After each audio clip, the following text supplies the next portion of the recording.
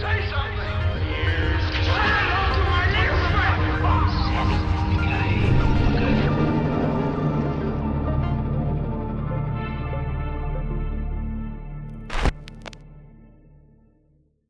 Olá, queridíssimos amigos, queridíssimas amigas, pessoas da internet que moram entre aí a Antártica e o Polo Norte.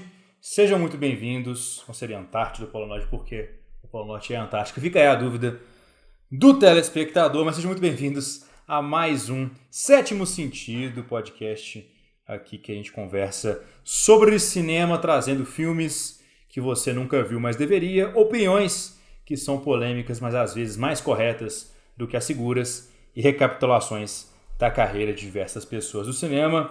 E hoje, diga aí para o povo o que teremos, meu nobre Lucas Ribeiro. Eu, claro, como sempre, sou o Pedro Santana.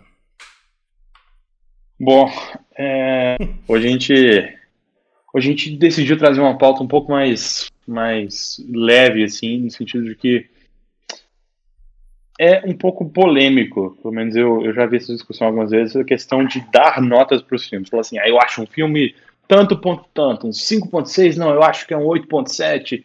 E o Pedro, principalmente, para quem acompanha já ele no Abaixo da Crítica há um tempo, ele é o cara que dá tanto, ponto, tanto de nota e tal, ele é um cara que usa muito referência em relação a outros filmes para dar nota para outros filmes, que, enfim. Eu não sou muito bem esse cara. Eu literalmente tenho planilhas de Excel com todos os filmes que eu vi, com todas as notas. Então. E assim, porque no Letterboxd, às vezes, você vê o nível. Ele me trai, porque ele vai de 1 a 5. E ele não deixa eu dar 3.2 em 5, que é o que eu gostaria de fazer, 3.26 em 5. Seria o meu ideal, porque pra mim, assim, tem filme que eu dou 7,15. Mas, de qualquer forma, então, estamos no...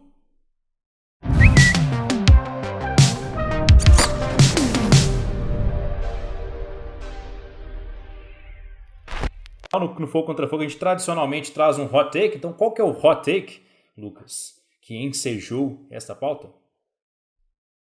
Bom, o hot take que basicamente trouxe essa pauta à vida, ou pelo menos ajudou a trazer essa pauta à vida, foi um hot take relacionado ao que foi provavelmente o rockstar do mundo da crítica no cinema, que foi o Roger Ebert, que infelizmente veio a falecer em 2013, mas deixou um grande legado da crítica de cinema. Ele foi um cara, para quem não conhece, porque ele não foi grande aqui no Brasil, mas ele teve um programa desde a década de 70 com outro grande point da crítica de cinema, que era o Gene Siskel. E então, todos esses caras aí que a gente conhece hoje em dia, o Chris Tuckman, o Jeremy Jones, enfim, todos os grandes americanos, todos os grandes aqui brasileiros também já citaram eles como assim, pontos, basicamente eles são pontos de referência para o mundo da crítica de cinema. E o Roger Ebert, ele fez um artigo muito interessante no site dele, porque, para quem não conhece o site, vale muito a pena ir visitar, porque é o site que agrega basicamente as críticas que ele fez em vida, e tem artigos sobre temas diferentes e tal. E tem um tema muito interessante, que é em relação a uma crítica que o crítico, no caso o Roger Ebert, sofreu em vida, que foi você dar notas totais demais para os filmes. Porque o Roger Ebert, para quem não sabe, ele era o jornalista encarregado, obviamente, da parte de cinema do jornal de Chicago Sun-Times, e não Sometimes, Sun-Times, e ele basicamente era um cara que as pessoas às vezes criticam hoje em dia como uma pessoa que gostava de tudo. Apesar de ele ter opiniões polêmicas, como, por exemplo, ele não gostou de Clube da Luta quando lançou, ele odiava a Sociedade dos Poetas Mortos. Ele era um cara que sofreu algumas vezes a crítica de que você dá notas 4 demais, porque as notas que o Roger Ebert tinha para dar iam de 3 de uma estrela ou meia estrela até 4 estrelas, que era o total dele. Por isso que, se você for ver as notas dele, elas vão em porcentagem de 88 para 100, por exemplo. E o Roger Ebert chegou a fazer um artigo, a gente vai linkar ele aqui nesse vídeo, no site dele, respondendo às críticas, às indagações de por que você dá tantos totais para os filmes. E isso eu acho que é muito interessante porque, na minha opinião, pelo menos, notas, né, atribuir um valor numérico a algo subjetivo como uma obra de arte, que, né, pode ser um filme ruim ou um filme bom, todo filme é uma obra de arte, querendo ou não, todo filme é cinema, acho que a gente entrou né, o mundo do cinema entrou nessa discussão, mas é cinema, o Scorsese está errado, na minha opinião, é cinema, pelo simples fato de que, né, em 1977, as pessoas poderiam muito bem virar o nariz e falar assim: que porcaria é essa? Um robô, um cachorro gigante peludo, gente usando poderes mágicos no espaço, que merda é essa? E aquilo dali ainda é cinema.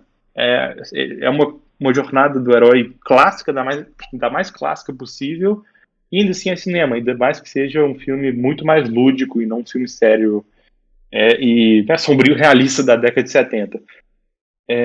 Mas eu acho que atribuir, né, saindo dessa tangente aqui, eu acho que atribuir um valor numérico a algo tão subjetivo, para mim sempre foi, na verdade tem sido cada vez mais, algo que eu falo assim, tá bom, Lucas, eu paro e penso comigo mesmo, quando eu tô pensando demais, nossa, que nota que eu devo dar pra esse filme, eu falo assim, cara, é só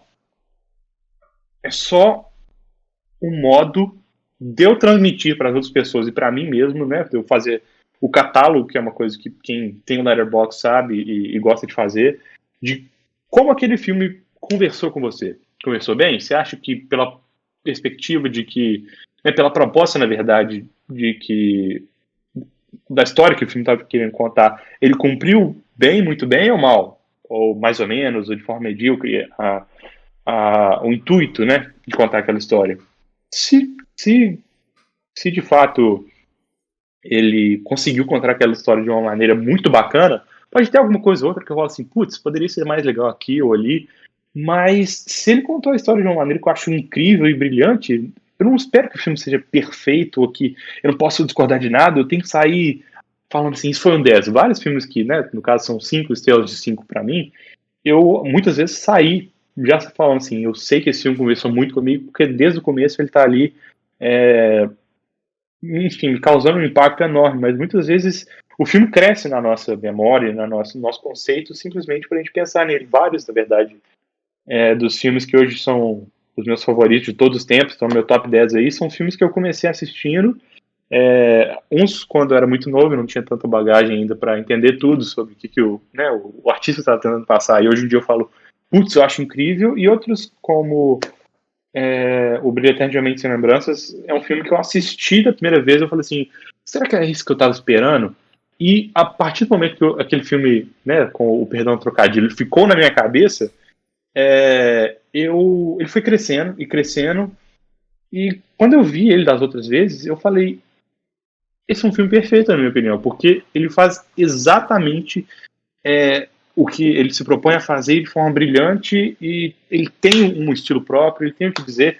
Então, eu acho que o que de fato define um filme 5 estrelas para mim é isso. E, assim, dentro dessa minha perspectiva de como que o filme fala comigo, qual nota eu acho que eu devo dar, pra gente, eu e Pedro, no caso, que aposto que talvez vários de vocês também tenham, mas pra gente que usa bastante o Letterboxd e é meio que um minigame ali que fica viciado em, tem que postar mais um filme, tem que crescer meus números, porque é divertido ver a bagagem que você vai acumulando ao longo do tempo, mas, por exemplo, eu tenho mais ou menos a perspectiva de 5 é mais ou menos aquele filme que falou, assim, absurdamente comigo, contou a história de maneira incrível e seguiu a proposta dele muito, muito, muito bem. 4 já é um filme muito bacana, mas que faltou uma coisinha ali pra mim, 4,5, perdão. 4 já é uma nota que eu falo assim, pô, muito bacana, mas eu não diria que ele é um filme absolutamente incrível, muito menos um filme que falou na completude da execução dele comigo. 3,5 já é um filme que eu acho bacana, 3 é um filme que tá quase ali medíocre, 2,5 é um filme medíocre, 2 é um filme que teve mais erros do que acertos, mas tá próximo de ser um filme mais ou menos. Aí começa, 1,5 já é um filme muito fraco, 1,5 é um filme horrível, e meio é um filme que eu odiei com todas as minhas forças. Mas o que você, Pedro, tem a falar sobre a questão das notas e a sua perspectiva disso? Não, absolutamente nada, então muito obrigado, galera. Mentira. Então, eu acho interessante esse ponto das notas, só para contextualizar a galera pro Roger Ebert, enquanto o Lucas está lá quase cuspindo sua água. O Roger Ebert, ele teve um programa com o Gene Siskel, né, e depois com outro crítico, quando o Gene Siskel veio a falecer prematuramente, por 25 anos. E é o equivalente, mais ou menos, do Rubens Edvaldo Filho e mais um crítico terem tido um programa no SBT, tipo 8 horas da noite, 7 horas da noite, por 25 anos. Então, assim, não era, o programa mais famoso, mas também era um programa que passava na rede aberta, que tinha uma grande audiência e rodou por 25 temporadas. Então, assim, todo mundo, independentemente da sua opinião sobre, se um programa tivesse passado no SBT 25 anos, você conheceria o programa. É simples. Então, para pensar isso em relação à crítica de cinema, você vê realmente algo que os números eles tendem a corroborar, que os americanos eles consomem muito cinema, né? E aí, a nota, ela vem a partir de uma necessidade, então, de um público que consome muito cinema. Porque você tem quantidades limitadas de tempo e dinheiro, você quer ver filmes, então as notas são um guia, né, para as pessoas conseguirem escolher quais filmes elas vão assistir, especialmente se embasando aí nas opiniões de críticos, né, que são profissionais, que têm ali em tese um embasamento técnico, conhecimento mais aprofundado, e você basicamente segue o crítico que tem a opinião mais próxima de você, quando você está querendo só usar a crítica como um meio de selecionar os seus filmes. Eu acho que essa é a maneira, inclusive, que a gente entra, muitas vezes, dentro do mundo do cinema, né? Eu, pelo menos, quando eu era mais novo, aí tinha os meus 12, 13, até 15 anos de idade, eu ia lá no IMDb, olhava o Top 250, ia lá, antes de ver qualquer tipo de filme que eu tinha interesse em ver, eu olhava nas revistas, nos jornais e no IMDb, na época eu já até acessava, apesar de menos frequentemente, para entender se aquele filme é algo que eu gostaria de ver, afinal eu não tinha ainda um discernimento muito aprofundado do que era meu gosto. Então, acho que essa é uma função muito útil das notas. Agora, dito isso, no final das contas, foda-se nota. Porque, assim, no fringir dos ovos, que é uma expressão que meu sócio gosta muito, a nota nada mais é do que, assim como o Lucas falou, um resumo da opinião que você tem em relação a um filme. Então, cara, a diferença entre um 9,5, um 9,7, um 10 vai ser, assim, mínima para não dizer inexistente. E o critério de cada uma das pessoas vai variar radicalmente em cima disso. Então, acaba que o perigo de você dar notas é ter que fazer o que eu faço, mas eu não ligo de fazer isso. Na verdade, eu gosto desse exercício, que é ficar comparando filmes diferentes com notas iguais e tentando pontuar qual filme está onde, especialmente porque no meu caso, assim como eu deixei ilustrado no início desse podcast, desse episódio especificamente, né, não nos 11 episódios anteriores, apesar de eu já ter feito isso de qualquer forma, que é que eu gosto de dar notas muito específicas. Então, para mim tem um filme que é 7.1, um filme que é 7.15, um filme que é 7.2. Então, para mim, quando eu chego no Letterboxd, tem que dar entre 3 e 3,5, já é um salto. Tanto que eu tenho um critério adicional do Letterboxd, que é o filme 3 estrelas, com like ou sem like, porque 3 estrelas sem like é entre 5,5 e 6, é 3 estrelas com like entre 6 e 6,5. Então, eu tendo a ter esse tipo de diferenciação, porque, como eu já disse, eu gosto realmente de fazer essa comparação entre os filmes para entender melhor o meu gosto, né? Então, entrando um pouquinho do que o Lucas falou em relação ao meu critério, né? Para mim, um filme nota 10 é um filme que eu não mudaria nada. Eu nem estou falando que é um filme perfeito, mas é um filme que conectou-se super comigo, que eu gostei pra caralho e que eu não mudaria absolutamente nada, que eu não enxergo nenhum defeito. Então esse pra mim é um filme nota 10. Um filme 9,5 já é um filme que eu acho que teria alguma coisa que eu poderia fazer diferente, mas do jeito que ele já é sensacional, assim como um filme nota 9, né? Então você pegaria o 4,5 ao 5, é meio nesse sentido, e de forma geral eu indicaria qualquer filme, absolutamente qualquer filme que eu dei 9 ou mais para absolutamente qualquer pessoa. Então esse é um critério que eu tenho, apesar de que de vez em quando eu vou dar um disclaimer e falar, olha, realmente eu sei que First Reform não seja para você, que ele é um 10 para mim, mas eu sei que ele é realmente um 10 para mim.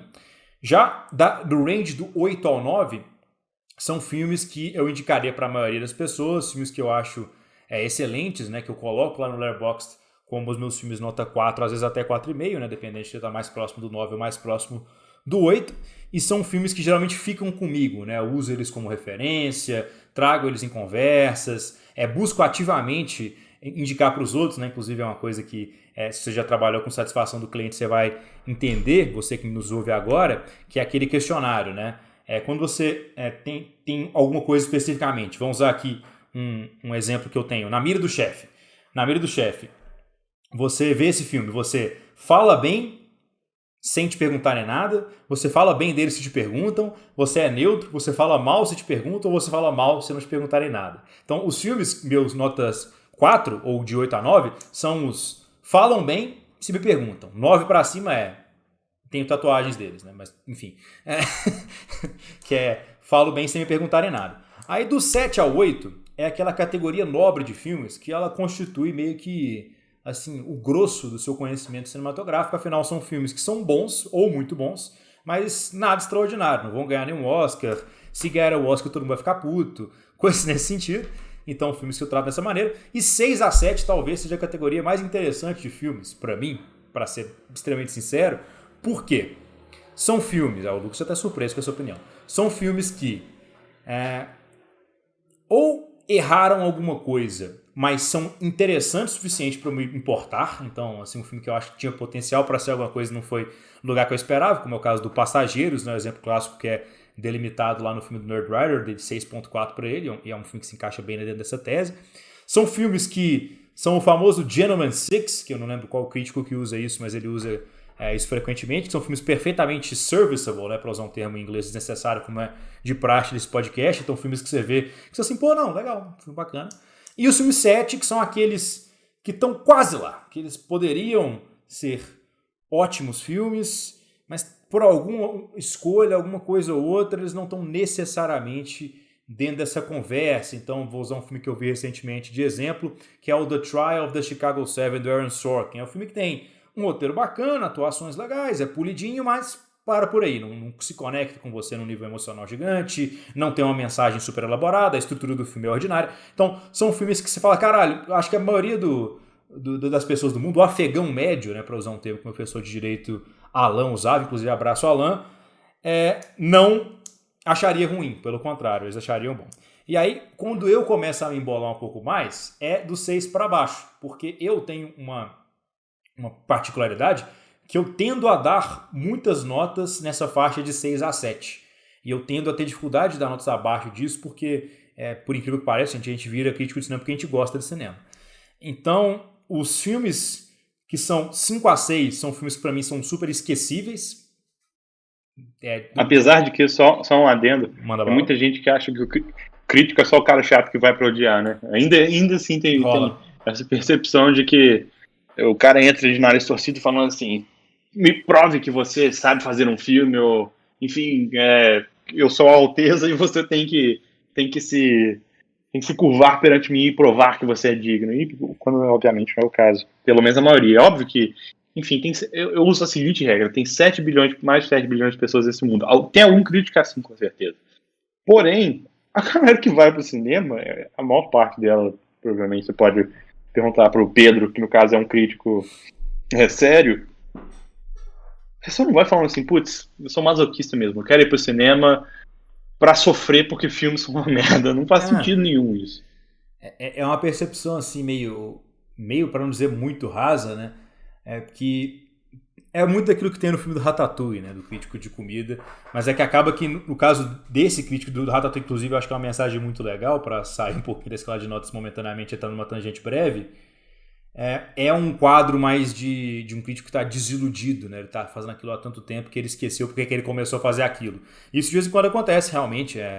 Igual no meu caso mesmo, eu nunca tive pretensão de ser um crítico profissional, então eu imagino que se eu tivesse tido essa pretensão desde o início e eu tivesse construído uma carreira em cima disso, talvez daqui a 25 anos, quando eu tivesse de saco cheio de ver o mesmo filme do Liam Neeson todos os anos, que ele está lá com 96 anos de idade fazendo um filme de ação com 16 cortes a cada 30 segundos, eu realmente ficaria irritado. Então nisso eu transpareceria talvez com um certo desdém em relação à nota que eu desse para os filmes, mas não é o meu caso no momento. Inclusive, grande abraço para o Liam Neeson. Assistam Cold Pursuit, é um filme que eu acho underrated do Liam Neeson, aí, que é um filme de humor negro e ação, mais de humor negro que de ação do Liam Neeson de 2 anos atrás, eu acredito talvez do ano passado, que eu dei, inclusive, nota 7.4. Na minha categoria de notas esquecíveis, então 5 a 6, aí abaixo de 5 são realmente filmes que eu não gosto. Então, onde o Lucas tá dando ali o filme dele que ele falou que é medíocre, tá no meu 6. O 5 dele é o meu 6, né? O 2,5 dele é o meu 6. Já o 5 já entra mais na lógica abaixo de 5, né? Do que o Lucas falou. Tem mais acertos do que erros, mas tem ainda alguma coisa.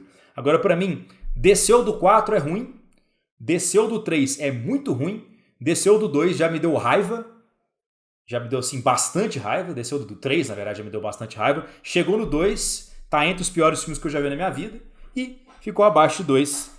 Aí a gente tem um espaço muito reservado que de vez em quando, todos os anos, a gente escreve o nome desses filmes, bota num baú, taca fogo e faz um funeral viking para que a gente deseje que as pessoas não precisem mais ver essas atrocidades. Inclusive aí, um grande abraço para Artemis Fowl.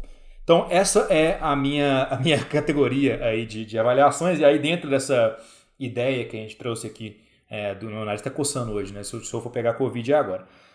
Mas dentro dessa questão que a gente estava trazendo do hot take do Roger Ebert, né? Por que ele dá tantos 5? Por que você acha que isso é um hot take, Lucas?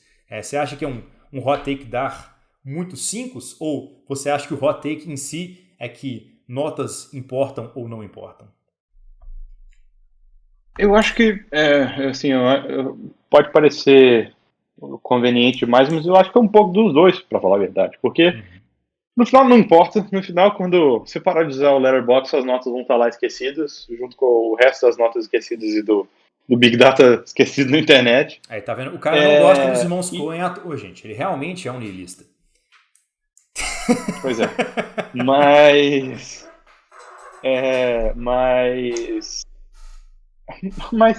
eu acho engraçado porque por mais que, né, a grande parte, o grosso das notas dadas na internet, já que são dadas por gente como a gente, não por críticos mega famosos, de fato não importam porque é só uma conexão própria com o filme, eu acho que dar muitos totais, eu acho muito engraçado, inclusive, que uma das pessoas que eu sigo no Letterboxd é o Jim Cummings, que é um ator e diretor e produtor indie, né, que fez o Thunder Road. E assim, não foi um filme que eu tive a oportunidade de ver ainda, mas eu gosto muito de seguir ele no Letterboxd, não só pelo gosto que ele tem pelos filmes que ele já aparentou, enfim, sentir um grande apreço por aqueles filmes, mas pela irreverência meio que eu vejo ele assim. Ele é um cara, ele é um storyteller, ele é um filmmaker profissional e ele não fica nessa de não, botar só 5 para tantos e tantos filmes. Se você vê, inclusive, o gráfico do Letterboxd dele, tem uma porrada de 4 e 5. A maior parte deles são 5, porque ele de fato bota ali os filmes dele que ele ama de fato, e nem quase não tem 3 e outras notas assim. E assim, não necessariamente são só clássicos, tem filmes muito recentes, e ele é bem irreverente assim nessa falta de assim, digamos assim, vergonha de falar assim, putz, eu vou dar 5 para esse filme de novo. Não, eu acho que esse filme comunicou a mensagem do jeito que ela foi do jeito que tinha que ser comunicada, e a intenção dele foi incrivelmente bem exposta. Então, ele é um 5, eu amei, eu me comuniquei muito com esse filme. Então, ele não tem essa vergonha nesse caso.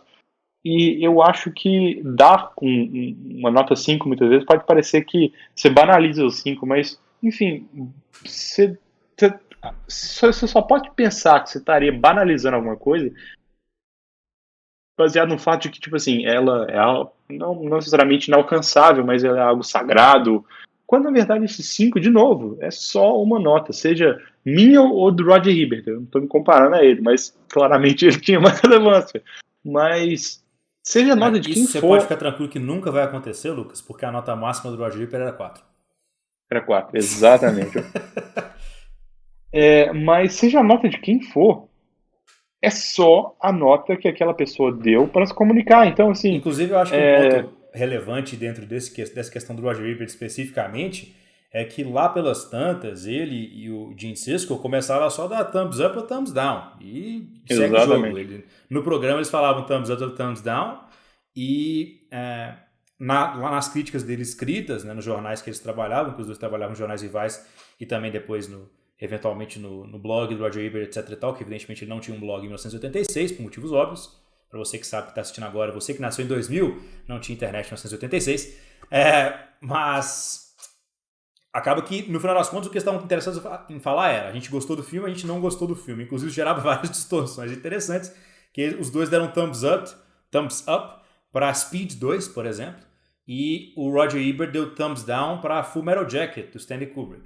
Então acabava que você via que não era uma classificação em si, né? Porque, obviamente, você não vai comparar Stanley Kubrick com Speed 2. São coisas, são laranjas e maçãs. Então acaba que, no final das contas... Tanto é que você se referiu a Speed 2 pelo nome do filme e se referiu a Full Metal Jacket pelo diretor. Exatamente. Né? Então, são categorias diferentes, até porque, dentro das próprias avaliações, o ser humano não é um robô, né, gente? Pelo menos você que é um robô, você... YX Data 3, grande abraço aí, obrigado pelo like. É o filho do Elon Musk assistindo a gente. Exatamente. Mas a gente avalia coisas diferentes em contextos diferentes. Então é uma coisa que eu estava falando com o Lucas, que ele estava me xingando das minhas notas aí de filmes que a gente vai entrar nisso daqui a pouco. Mas é porque coisas que influenciam notas. Expectativa, então um filme que todo mundo está panelando, eu chego lá, eu gostei um pouquinho, eu tendo a dar uma nota maior do que a média. O contrário é verdadeiro, né? Se todo mundo fala que é o melhor filme já feito, eu vou lá, dou 3,5 pro The Will Be Blood, acontece. Inclusive o Lucas vai me xingar mais sobre isso daqui a pouco. E da mesma forma... Eu tenho seu histórico criminal todo anotado aqui. E da mesma forma que eu também tenho as minhas discordâncias aqui no meu bloquinho de detetive profissional, então meu bloquinho de filme no ar. Mas filmes de comédia, por exemplo, eu tendo a avaliar de uma forma diferente, porque, pô, tô vendo um filme de comédia pra quê? É pra rir, não é? Então, se eu ri muito no filme de comédia, eu vou dar 4 estrelas pra vida do Robin Williams. Eu não quero saber se as pessoas dão 2.2 Letterboxd. Tá bom, vocês estão errados, tá? Entendeu, gente? Mentira, vocês não estão errados. O negócio é que vocês não riram igual eu ri da cena inicial dele fazendo vozes dos fantoches de meia. E aí, se vocês tivessem rido por 20 minutos, igual eu, tivesse tido que rebobinar o filme, que na época eu tava vendo esse filme em fita cassete ainda, em VHS, se vocês tivessem tido que rebobinar o filme, lá em Itabirito, vendo com meu primo Cristiano, pra ver de novo, porque estava passando mal de rir e não conseguia parar de rir e teve que, portanto, para acompanhar a história, voltar no início, você também daria 4. Então acaba que, no final das contas, é uma coisa que é tão pessoal e tão subjetiva que ela varia mesmo dentro da mesma pessoa, essa é uma palavra em português, dentro da mesma pessoa, de filme a filme. Você tem algum tipo de variação dentro disso ou eu sou muito maluco, Lucas? Não. Eu concordo bastante com isso. Eu só acho muito bonito esse papinho aí, mas você, enfim, quer começar a ouvir a sentença aqui do juiz? Ou... Não, eu não sei quem te colocou como juiz nesse caso aí, mas claramente eu queria anular. Você é meu juiz e eu sou seu juiz, é muito claro o processo. Queria anular esse processo aí, porque claramente tem uma suspeição aí que está acontecendo. O juiz tem opinião dele envolvida no processo. Mas antes disso, Lucas, eu só queria propor 2 filmes aqui, né? Então eu falo 2, você fala 2, que a gente gosta mais do que a maioria das pessoas, pode ser? Perfeito. Maravilha, tenho 2 aqui anotados. O primeiro deles é um filme que eu acho muito interessante, que eu vi em uma tarde chuvosa, enquanto a Camila estava lá em Campo Belo, então estava vendo um filme de romance sem a Camila, o que por si só é um fator curioso, mas estava vendo um filme que mistura romance com sci-fi e não é About Time, apesar de eu adorar About Time, mas muita gente gosta de About Time. Tamo junto. É um filme do Matt Damon com a Emily Blunt chamado The Adjustment Bureau, ou Os Agentes do Destino. Ele acaba sendo mais fantasia do que ficção científica, a verdade seja dita. Basicamente, ele acompanha a história de um cidadão que em um belo dia descobrem que tem forças aí, terceiras aí, supernaturais que afetam a nossa vida no dia a dia, inclusive em relação à nossa vida amorosa, e elas nem sempre concordam com as nossas escolhas. Mas esse filme, cara, eu achei muito legal, primeiro porque eu acho que a premissa dele tinha tudo para ser brega e super clichê, e eu acho que ele consegue fazer uma premissa que é razoavelmente inovadora, assim, não fica aquele filme super previsível, água com açúcar de romance, apesar dele, claro, ter uma pitadinha disso também. Mas o fator que mais me impressiona nele, além dessa estrutura que eu gosto, é a química dos protagonistas, Lucas, porque, assim, eu nunca, assim, falar a verdade, em nenhum outro filme vi uma química entre protagonistas de um par romântico, tal qual eu observei neste filme entre Matt Damon e Emily Blunt, tanto que depois de ver esse filme eu procurei saber, assim, eu fui atrás, que eu falei, não é possível, esses dois têm que estar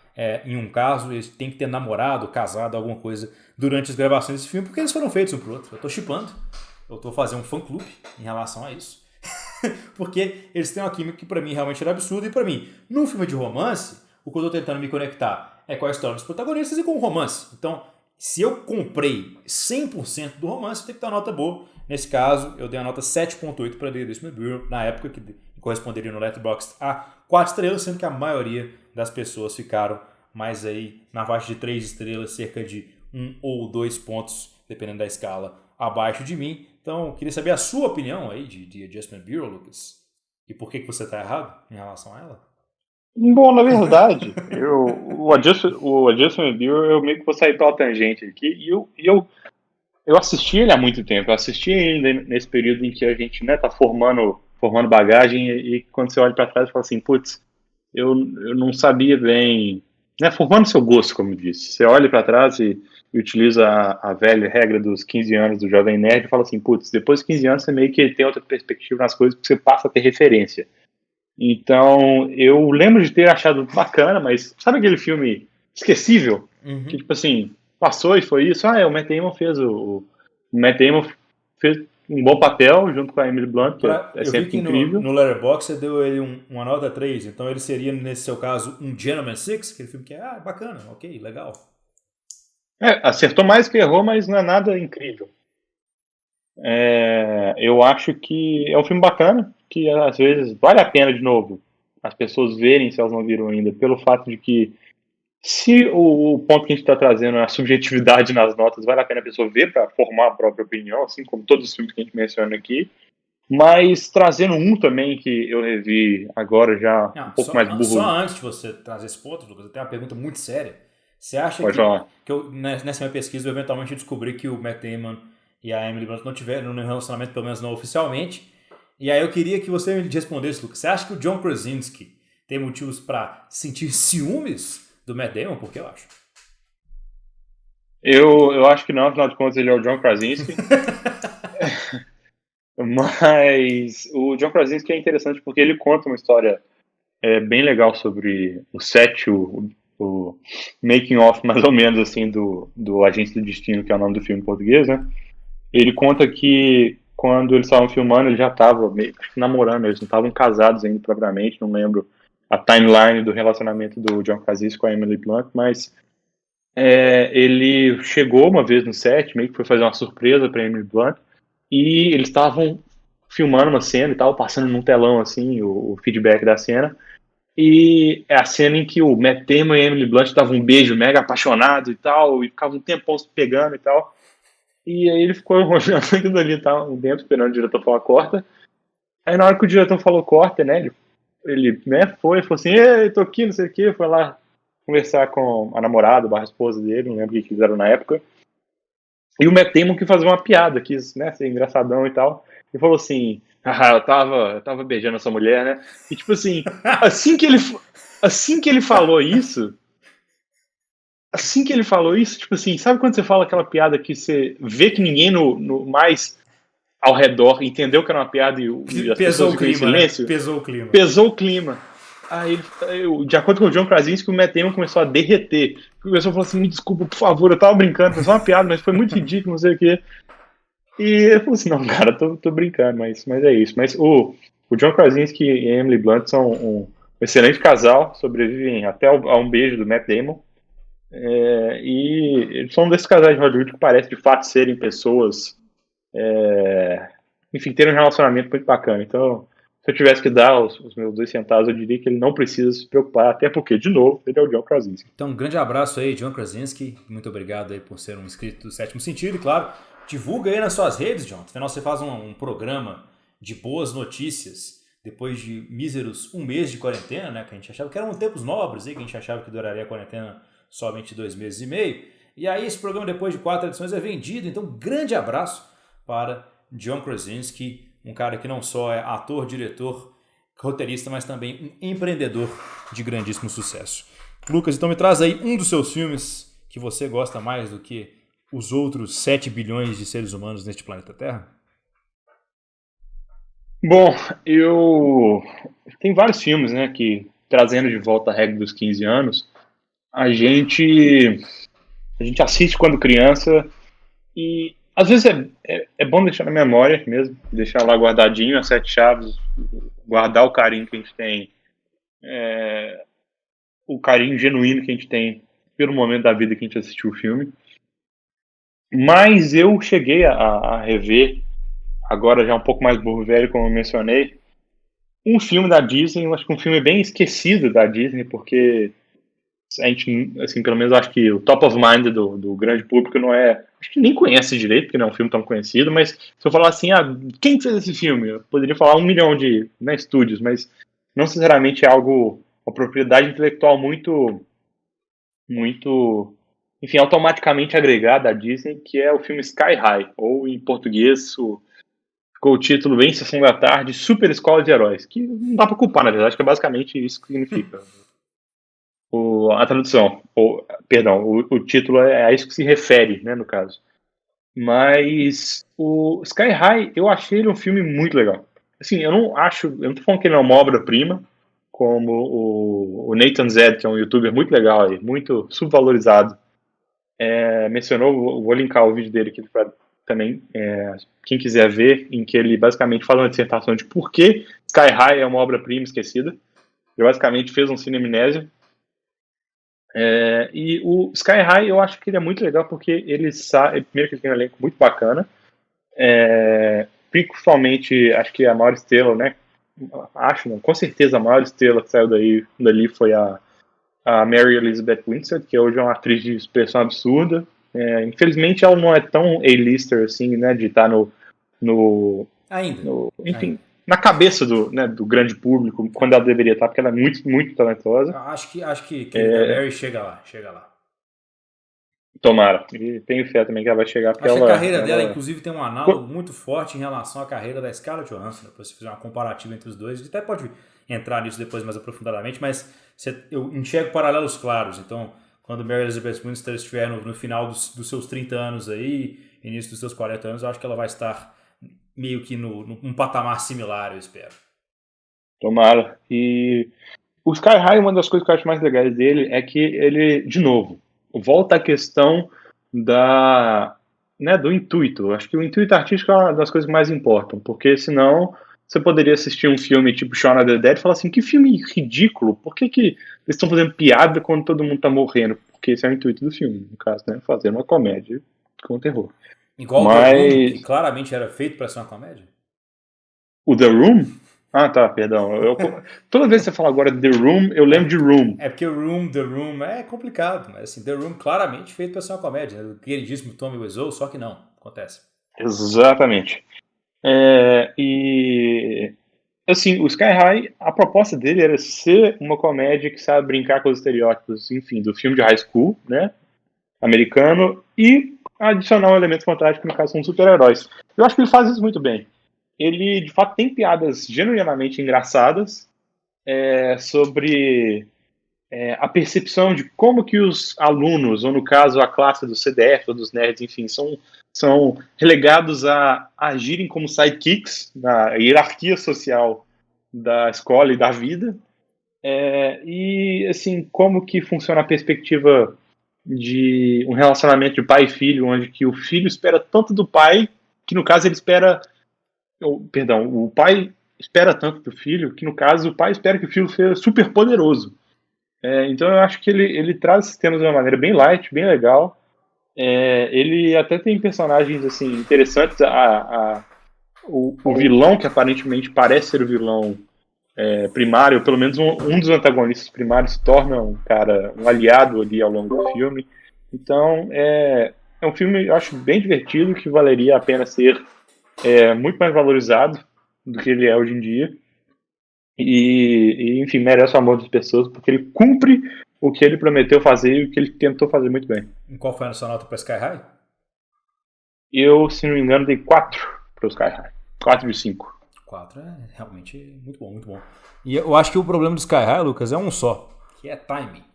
Se Sky High tivesse sido feito em 2015, a galera ia amar, tenho certeza absoluta. Mas eu acho que ele acabou perdendo... Você vê, ele é revolucionário ainda, pra você ver. Exato. De qual ano que ele é? Mas eu imagino que antes dos anos 2010.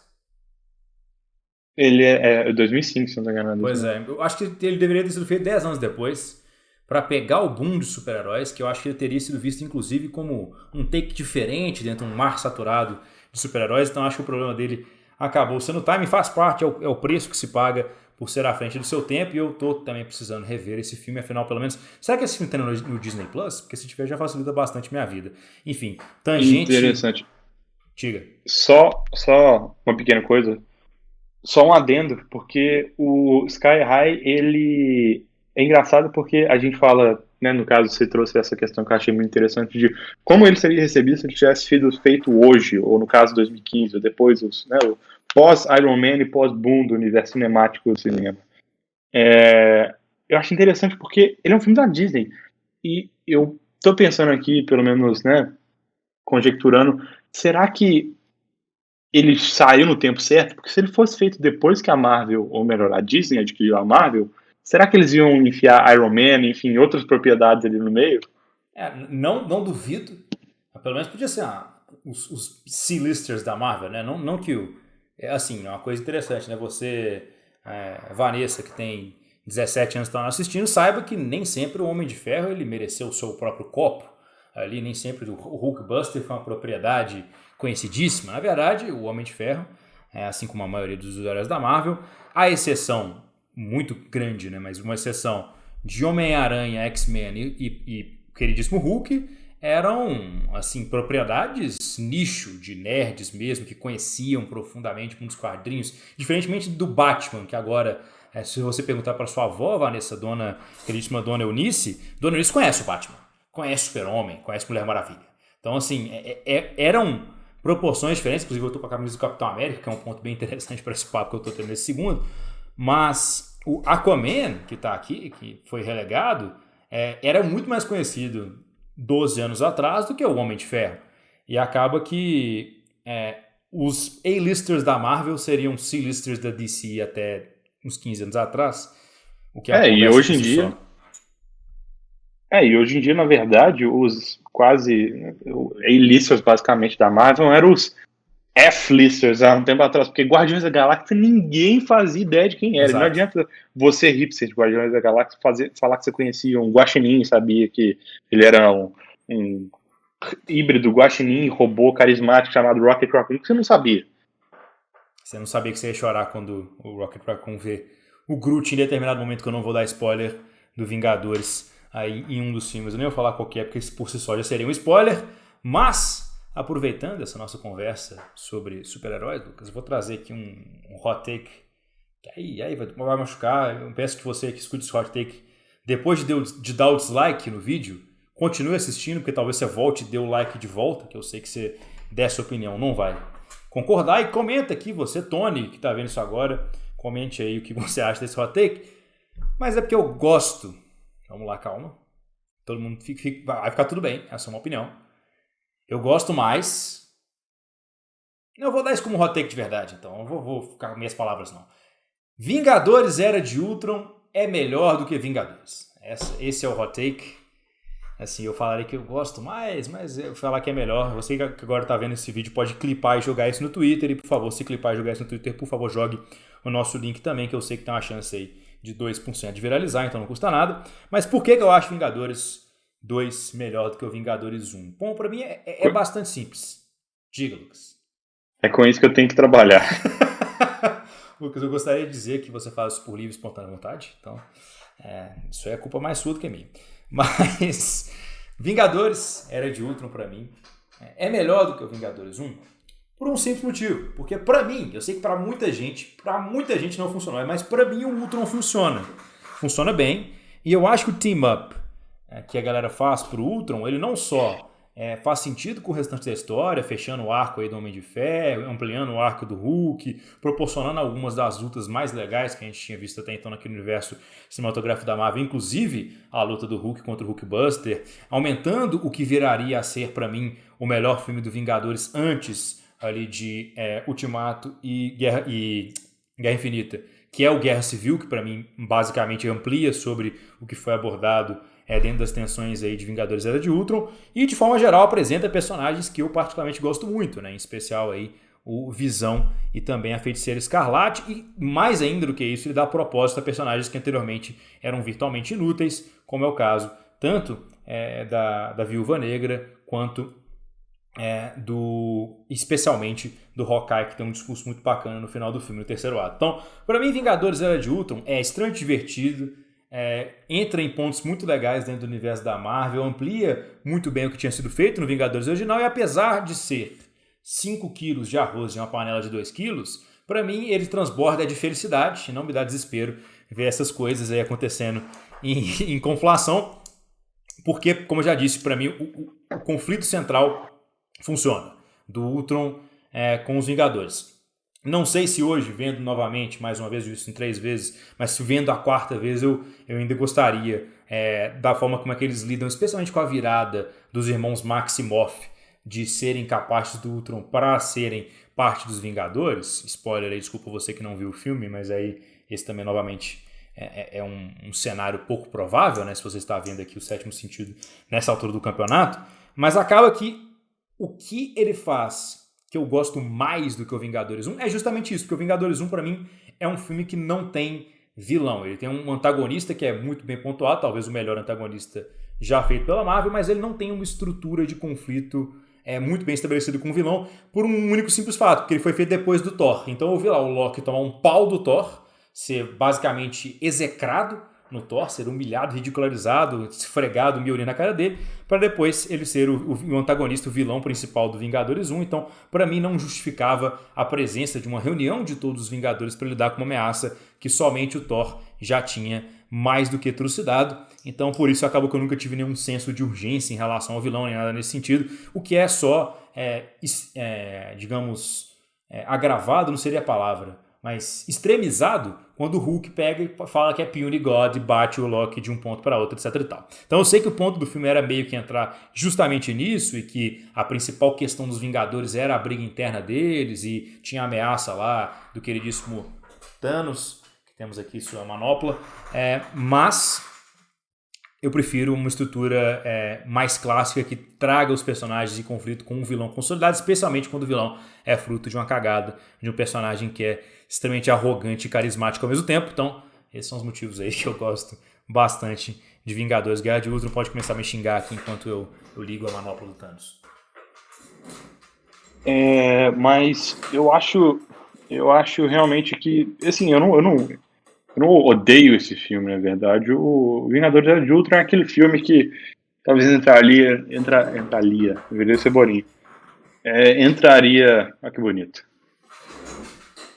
Mas o Era de Ultron é aquele filme que talvez entraria pra mim ali no 3,5, 3, porque é um filme que tem coisas bacanas. Tem, por exemplo, tem muita gente que odeia a sequência da Fazenda do Hawkeye, mas humaniza e traz questões interessantes de, né, aprofundar os personagens, não só o Hawkeye, como o resto do núcleo dos Vingadores, mas, enfim, tem ótimas sequências de ação também. Eu gosto muito da performance do James Spader nesse filme, eu acho que ele faz um bom Ultron, mas ainda assim, né, a estrutura ali é meio que um filme episódico e meio esquecível, assim. Então, por isso que não funciona tão bem pra mim, mas que bom que funciona tão bem pra você. Então, desculpa aí você que deu dislike no vídeo, porque eu espero que tenha continuado assistindo. Mas vamos então para o segundo filme aí que o Lucas gostou mais do que você. Você que deveria ter gostado de Sky High, sinceramente. Afinal, você gostou também de Deadpool. E aí, então, isso, claro, tem uma relação causal direta. Então seria necessário que você tivesse gostado de Sky High antes. Afinal, a gente já definiu aqui nesse podcast que Deadpool não existiria sem o visionário Sky High de 2005. Inclusive, o título desse vídeo vai ser: seria Sky High mais engraçado que Deadpool? É um bom título, Bom, mas eu quero subverter um pouco as expectativas agora para summonar o meu Shyamalan interno e trazer um filme, na verdade, que eu não gostei mais que a maioria. Olha só, mas eu desgostei mais que a maioria. Temos o plot twist. Exato, aí, o Ryan Johnson agora tremeu nas bases. M. Night Shyamalan abriu um sorrisinho de canto de rosto. Exatamente, porque, assim, aquela opinião que você fala com pesar, porque você sabe que a reação imediata da maior parte dos cinéfilos, enfim, as pessoas que já viram aquele filme sabem do legado dele, vão falar assim: como assim você não gostou desse filme? Mas não é que eu não gostei, mas baseado, né, quando você fala, quando a maior parte das pessoas, pelo menos grande parte delas, consideram um clássico absoluto e falam esse filme é uma nota 10, esse filme, inclusive, vários dos meus diretores favoritos, inclusive os já tão mencionados irmãos Coen, citam esse filme como uma referência dos filmes favoritos dele, e eu não consegui me conectar tanto com o Bebê de Rosemary do Polanski, porque O Tarantino agora acabou de ter um infarto. Então, desculpa, Quentin. Me desculpe, seu Tarantino, mas a questão do Bebê de Rosemary, eu acho que eu consigo entender que ele é um filme muito bom.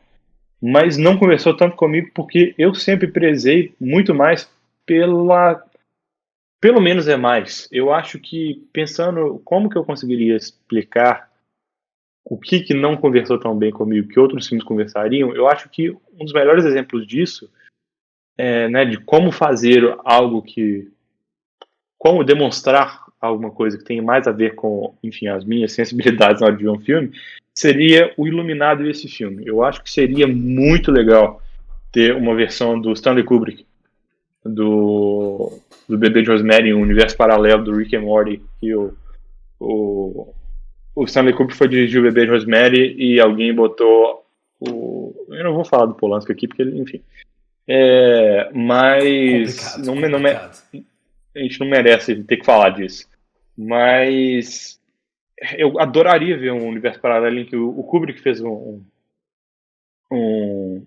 caso, a versão dele de Bebê de Rosemary, porque eu acho que a ambiguidade e a subjetividade seriam mais bem trabalhadas, ou pelo menos trabalhadas de um jeito que eu acharia mais interessante, porque, por exemplo, eu acho que a melhor cena que ilustra isso é quando, né, a Mia Farrow tá lá meio que acorrentada, presa na cama, amarrada na cama, e os vizinhos dela basicamente abusam dela com o consenso do marido. Sim, gente, o Bebê de Rosemary é um filme pesado, pra quem não sabia ainda, é um filme pesado. Nunca vi, apesar de conhecer a reputação. E, assim, tem, né, a atuação da Mia Farrow é muito boa, porque ela é uma grande atriz. Na verdade, ela tá viva ainda, não tenho certeza. Vamos conferir se matou a Mia Farrow aqui sem necessidade. Mas tem uma hora que ela para e, né, no ápice... matou a Mia Farrow sem necessidade, Lucas. Tá com 75 anos, tá tranquilo lá, suave na nave. Tá saudável, que ótimo saber disso. Vamos ver se o IMDB dela tem alguma coisa recente. Mas a questão é que tem um momento em que a Mia Farrow, nesse caso, está amarrada, que, né, é um dos clímax meio que do terror do filme ali. Ela, tipo assim, ela vira e fala... Nossa, Bebê de Rosemary de 68? 68. Jurava que era de 70. Né? Mas o que não conversa muito bem comigo é quando ela vira e fala abertamente: oh meu Deus, isso realmente está acontecendo. E meio que dá uma... Eu falei assim, putz, não sei se isso é o que eu estava esperando ou o que eu gostaria, baseado no que... Eu acho, por exemplo, né, fazendo um paralelo, como eu mencionei, do Iluminado e enfim, da sensibilidade do Stanley Kubrick, eu acho muito mais aterrorizante quando a gente passa por toda aquela experiência de basicamente ir ao inferno junto com os personagens, como a gente passa no Iluminado, e no final do filme tudo que ele precisa é mostrar o vazio e te mostrar o Jack Torrance preso junto com aquelas pessoas dentro da foto.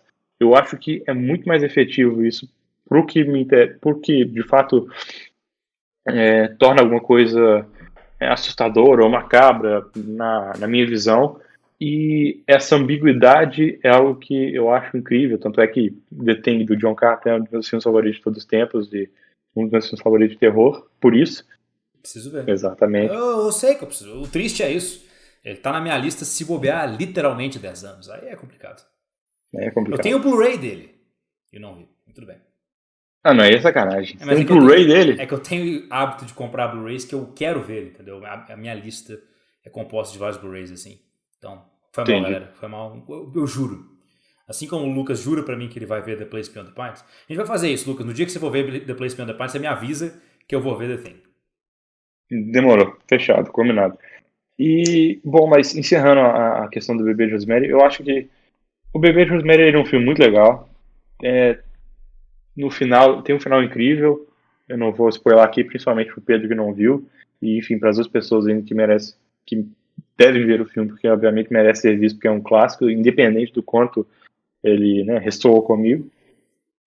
Eu acho que é mais o approach mesmo, e acho interessante ver como que alguém com uma perspectiva mais parecida com a do Kubrick, de subjetividade, trataria o texto do filme. Então é isso, como diria Zeca Pagodinho. Venha provar meu brunch, saiba como eu tenho approach na hora do lunch. Eu ando de ferryboat. Então, com essas palavras poéticas do nosso poeta da Brahma, trazendo aqui as atrocidades cometidas por Vossa Excelência, Lucas, né, nesse segundo momento, após esse pitch que você fez para Bebê de Rosemary, que por incrível que pareça, apesar de você não ter gostado tanto assim, me deu mais vontade de assistir o filme justamente para entender um pouquinho desses pontos que você trouxe. Inclusive também está na minha lista há alguns anos, né? Isso foi esfregado na minha cara pelo Quentin Tarantino em Era Uma Vez em Hollywood, o Olha o Quentin, que se passa em 1969, né? Então, obviamente, eu deveria saber que é de 68, né? Já que o Roman Polanski tinha acabado de dirigir o Bebê de Rosemary e ele estava com a Sharon Tate de 69, mas enfim, isso é outro assunto, mas traga, Lucas. Só lembrando também que a minha opinião não é imutável. Eu já mudei de opinião sobre esse filme várias vezes, então eu posso rever o Bebê de Rosemary com uma nova expectativa e ele ressoar absurdamente comigo. E eu, às vezes, pegar alguma coisa que o intuito do Roman Polanski tinha sido esse, só que eu achei que teria sido outro, e agora, vendo pela segunda vez, ele vai fazer mais sentido pra mim, enfim. A questão é que dessa vez, infelizmente, não funcionou. E tem toda uma carga também, né? Vamos supor, você, hoje, em 2020, vê um filme feito pelo Roman Polanski, mesmo que de 68, já traz uma carga de várias referências e várias questões que você vai imbuir ao filme. Igual o Roman Polanski, apesar de... eu não vou entrar demais nisso não, mas ele traz no seu último filme meio que uma tentativa de autodefesa, né? Então, acho que se ele literalmente às vezes se coloca no subtexto, por que ele não faria isso, por exemplo, nas suas obras anteriores? E aí você acaba começando a questionar muita coisa e tem uma visão diferente sobre Chinatown, etc. Então acaba que mesmo esse tipo de coisa, por mais desagradável, acaba influenciando a nossa percepção dos filmes, seja por algum evento que aconteceu com o Woody Allen, o Roman Polanski, Mel Gibson, qualquer outra controvérsia, porque afinal é difícil separar o artista da sua arte e vice-versa. Mas vamos aqui então aos crimes que demonstram que pessoas com gostos cinematográficos parecidos até, eu e o Lucas, a gente concorda na maioria das coisas, eu diria, mas temos aí, claro, divergências também dentro dos nossos gostos, das nossas notas, e a gente separou aqui alguns dos filmes que a gente tem as divergências mais acentuadas. Eu gostaria de saber, Lucas, primeira coisa, o que você tem contra, cara, o Brad Pitt? Assim, é uma pergunta, né, que eu tenho que fazer, porque é um filme que te mostra o Brad Pitt por 2h30, não pode ser a nota 2.5. Isso é o que? É um ponto para cada hora do filme? O que é isso aqui, Lucas? Me explica, por que você odeia Ad Astra? A questão do Ad Astra, pra mim, é que eu não sei, eu não sou o cara chato da estrutura de roteiro que fica, putz, enfim, tal ponto da história tinha que ter vindo nessa minutagem, ou enfim, esse nível de bitolação, mas a questão foi que meio que eu senti que o Ad Astra faltou uma espinha dorsal ali que, enfim, Você não acha que o relacionamento dele com o pai, ou a expectativa dele, não seria a espinha dorsal do filme? O que você fala quando você queria mais uma espinha dorsal para Ad Astra?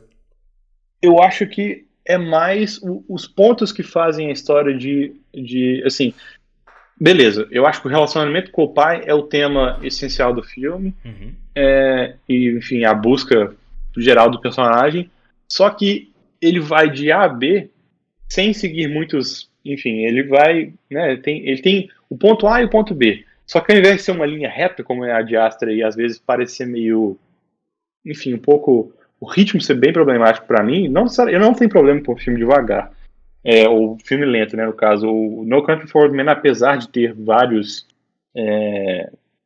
cenas absurdas de suspense, ele ainda assim é um filme mais lento e tal. Vou elucidar aqui pra galera vários filmes que você gosta muito lentos: There Will Be Blood, Eastern Promises, A History of Violence.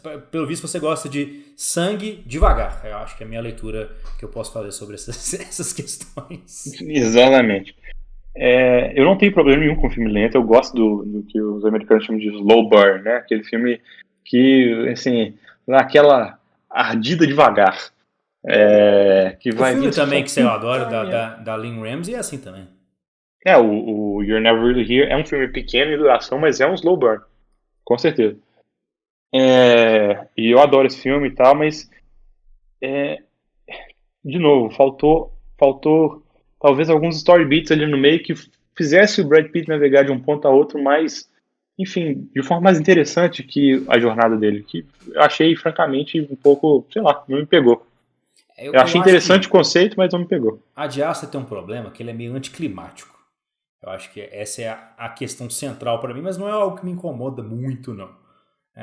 Eu mesmo dei nota 4 pro filme, por isso que a gente está relatando aqui essa diferença, né, do 2,5 para o 4, 1,5, ou na minha escala, que é uma escala muito mais civilizada, chegaria talvez até 3 pontos, apesar de que ele foi um nota 4 que foi 7,7 na minha avaliação original. Eu sei isso porque eu tenho meu Excel, né, gente? Pelo amor de Deus, também eu não sou um selvagem.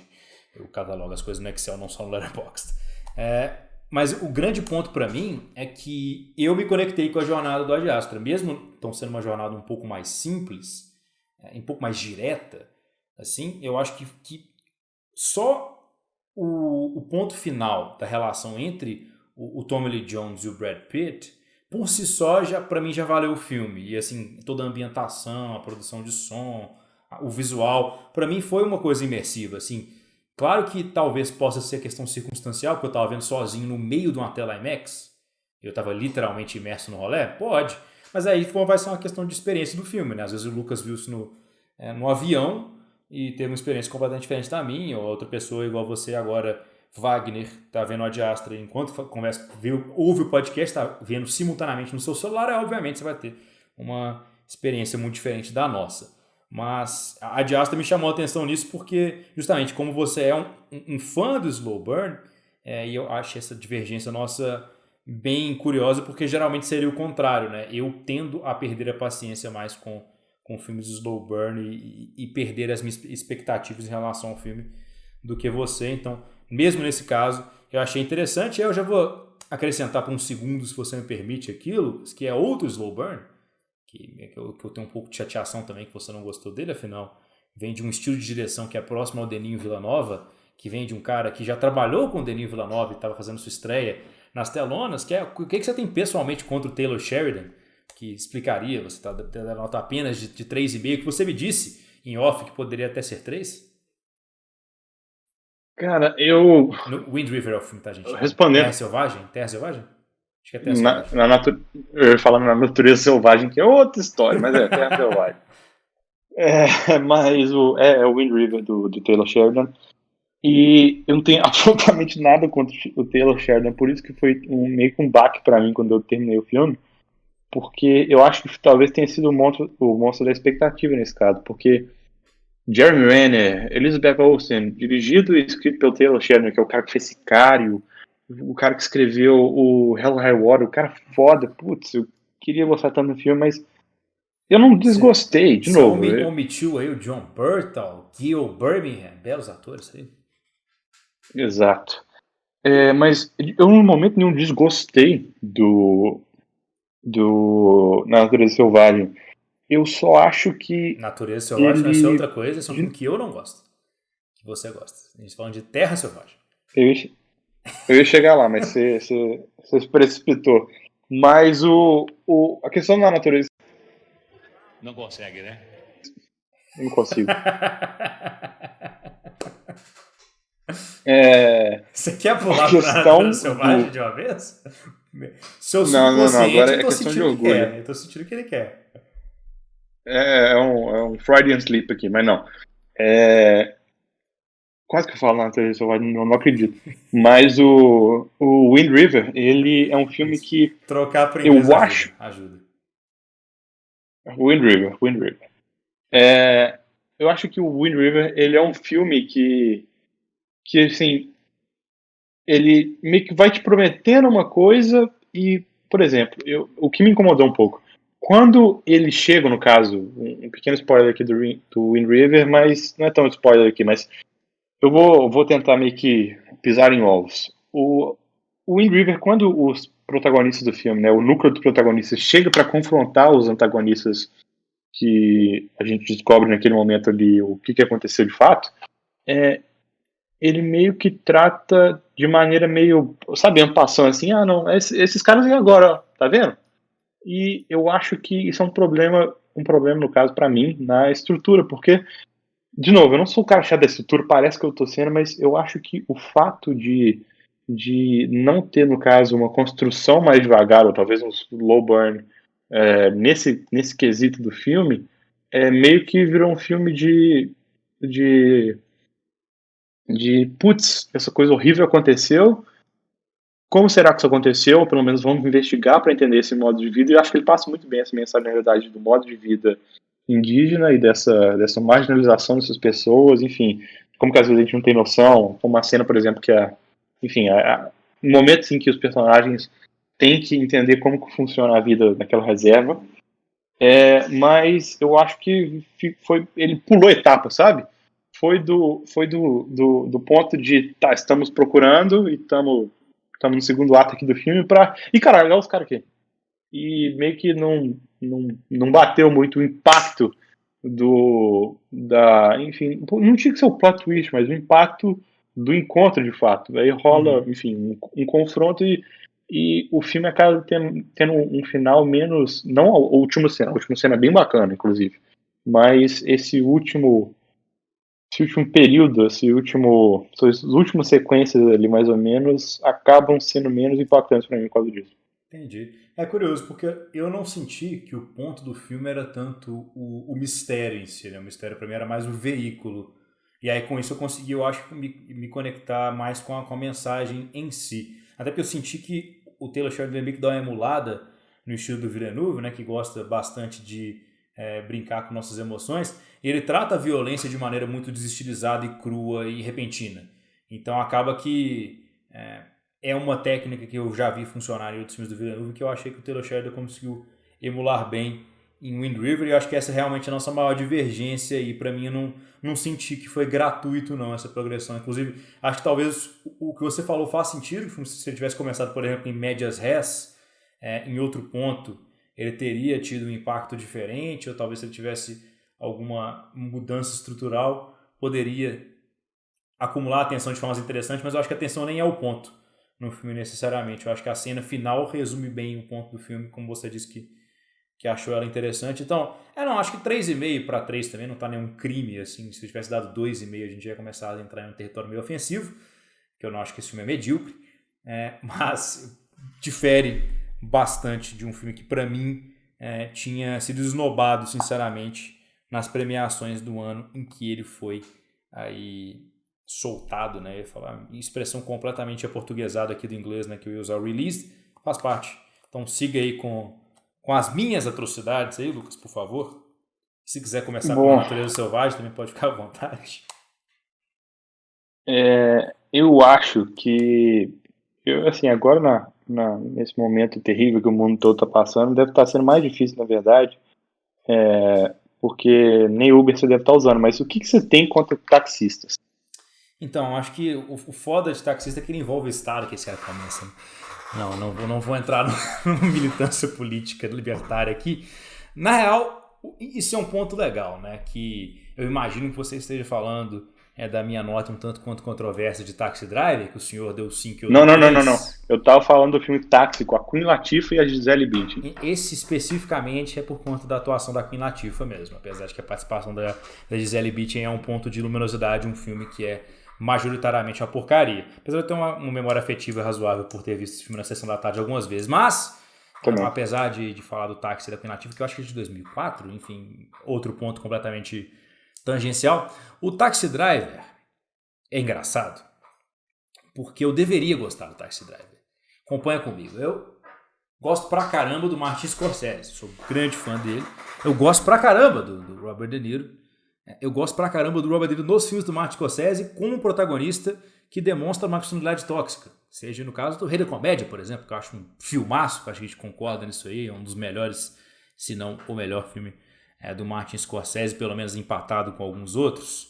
Para mim, inclusive, é Cassino, já deixando um hot take aqui.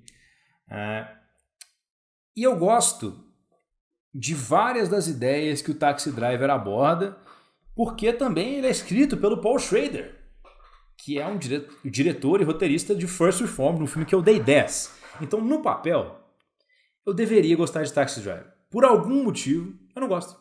Assim, é uma coisa bem interessante que é um filme que eu entendo o valor e a significância histórica dele, eu enxergo os pontos de execução que ele teve, mas um estudo de personagem especificamente é um tipo de filme que eu acho que ele depende essencialmente de você comprar a jornada do protagonista. E eu não sei se eu consegui enxergar assim de forma muito profunda a jornada do Travis Bickle como sendo algo que eu deveria me importar. Então, nesse sentido, se você não se importa com o protagonista de um filme que é um estudo de personagem, porque pode ser um protagonista que você odeia, mas você está engajado, pode ser um protagonista que você despreza, mas você está engajado com a história. No caso, se você não liga para o que vai acontecer com o protagonista de um estudo de personagem, não tem como. Então, acho que comigo o que aconteceu com o Taxi Driver acabou sendo isso, que o que acontecesse com o Travis Bickle, para mim, eu não ligava. Se ele em qualquer momento tivesse se suicidado para fazer um ponto dele ali, para mim um trouxa a menos. Então, nesse sentido, acho que complica a minha apreciação do filme, apesar de ter momentos que são verdadeiramente icônicos aí para a história do cinema, especialmente as cenas aí improvisadas pelo Robert De Niro, querido Bob, trazendo You talking to me? You talking to me? Que é uma cena realmente bem legal e que ilustra muito do personagem, mas se você não liga pro personagem, que adianta a ilustração, não é mesmo? E é engraçado que eu gosto de Coringa também, então meio nonsense. Pois é, mas o ponto que a gente já martelou aqui várias vezes, mas é conexão, não tem jeito. Se você não se conectou com o estudo de personagem, que é o intuito do filme, como que você vai, né, gostar tanto desse filme? Mas eu deveria, para usar um termo de Lucas Ribeiro, eu deveria reassistir esse filme, né? Porque, mano, não é possível, velho. Eu dei 9 pra Coringa, gente. Isso não faz sentido nenhum. Eu dei 9 alguma coisa pra Rei da Comédia. Enfim. Você vê. Se eu dou 9 alguma coisa pro Rei da Comédia, o Coringa, que é basicamente a amálgama dos dois. Mas enfim, eu acho que não é só com taxistas que você tem problema. Eu acho que você também tem problema com irmãos. Principalmente irmãos diretores dos quais eu sou muito fã. Entendi. Principalmente com os irmãos Coen. Uhum. E eu não vou trazer só um filme, porque se eu fosse trazer só esse filme... Eu gosto tanto dos irmãos Coen, cara. Que é isso? Veja bem, meu amigo, não é bem assim. Então, meritíssimo. Eu acho que você vai ter que provar isso melhor, porque, beleza, Big Lebowski eu entendo que não é pra todo mundo. Agora, Serious Man, eu também entendo que não é pra todo mundo, mas ainda assim é um filme incrível. E No Country for Old Men, que é talvez o melhor, ou o segundo melhor pra mim, porque pra mim fica nesse bate e volta de ele brilhantemente sem lembrança, são meus dois favoritos desse século. Falei aqui. Eu acho que esses três filmes, assim, você não gosta do Serious Man nem do Big Lebowski, que são dois filmes que, assim, o Big Lebowski eu entendo, é um estilo de comédia específico, assim, e o Serious Man não gosto, é forte. Porque me fala as notas que eu dei para esses filmes aí, Lucas. Big Lebowski deu 2,5. Então, a minha pior nota para esses três filmes foi uma nota que você considera um filme medíocre. Então não é como se eu odiasse esses filmes. Não. Mas a gente tem que ver pela sua perspectiva. 2,5 você falou que era o quê mesmo? 2,5 pra mim é aquele coisa esquecível, não acho bom. É abaixo do bom pra mim. O medíocre é nota 6 pra mim. Mas sim, o A Serious Man é basicamente um nota 6 pra você. É um filme medíocre. Isso. Porque é um 3 de 5, né, no caso. Exatamente. E o No Country for Old Men, que é um filme, eu diria que é facilmente um clássico, já, um clássico moderno. O senhor deu 3,5, que é óbvio que não é uma nota ruim, mas é algo que dói um pouco no meu coração. Foi 7,6, assim, pra trazer na escala de 0 a 10, que fica mais bonito, 7,6, pô. Sim, fica um pouco mais bonito, mas não muito. Mas o que nesses filmes, no caso, ou pelo menos no tom dos irmãos Coen nesses filmes, não compactua muito com você? Então, é porque eu odeio os irmãos Coen, mentira. Não tem nada contra os irmãos Coen, então na realidade eu gosto demais de vários filmes dele, em especial Inside Llewyn Davis, O Brother Where Art Thou, Fargo. Também gosto bastante de The Ballad of Buster Scruggs, acho que inclusive mais do que a maioria das pessoas.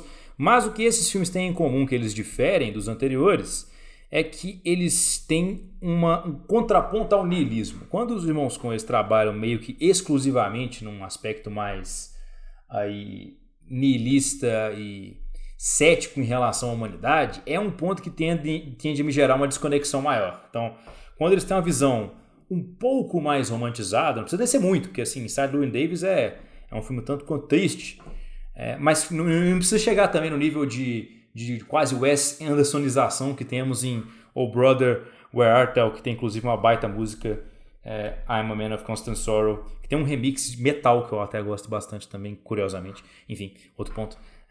Mas eu acho que eles erram, quando eles erram para mim, especificamente pro gosto do Pedro Santana, é quando eles entram demais no niilismo, e isso pode ter facetas diferentes, né? No caso do Big Lebowski, através de um humor que brinca muito dentro desse cenário, mas para mim, igual eu já disse, no filme de comédia, o principal parâmetro para mim é rir, e eu não rio em quase momento nenhum do Dude, apesar de ser uma bela interpretação do queridíssimo Jeff Bridges. Deu um tilt aqui um pouquinho, por uns 3 segundos, eu esqueci o nome do Jeff Bridges.